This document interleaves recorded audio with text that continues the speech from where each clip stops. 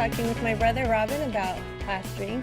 You know, we learned all about plaster and how it's made, but why is it that when we walk into a home, we rarely see plaster anymore on the walls? That, to me, is a very sad story, but it's one that we've got to talk about because from, as we had mentioned before, the 1700s on through about 1945, labor and materials were inexpensive. There was a lot of time. People weren't in a rush. It took 6 months to plaster a home. Now, after the war, people are rushed. They want to get their lives back to normal. They want to just get into those homes really fast. Right. So something came up with something. Now, joint compound and drywall finishing have been around since the early 1900s. But now it really took off. And some inventors came up with this mud.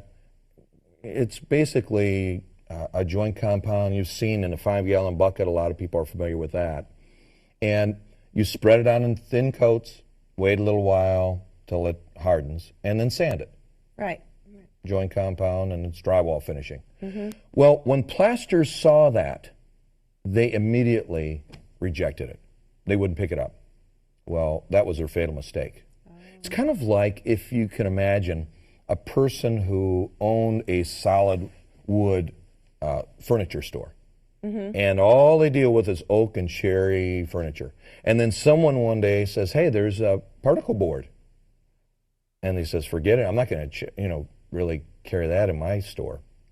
Well, the painting and carpentry unions picked up drywall. And the rest is history. They took off with it, and the carpenters would hang the board, and the painters would finish it out. And that's what really happened there.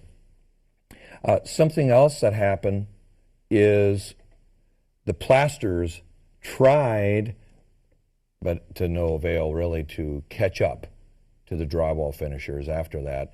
Many years later, they came up with veneer coat plaster.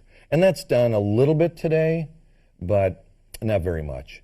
And so that's why you see a lot of homes that have drywall finished, but there's not much plastering going on. That's a shame. It's beautiful. Now, if you have any questions yourself and you're watching these programs that we're putting on, we'd like to just invite you to send your email or check out my website, plasterzone.com. Send me your comments, your questions. Let's get into our next question. If a homeowner wanted to do plastering, why is it so hard for them to find the materials for maybe your average do-it-yourselfer who wants to plaster? That's another good question, and that's one we'll talk about the next time.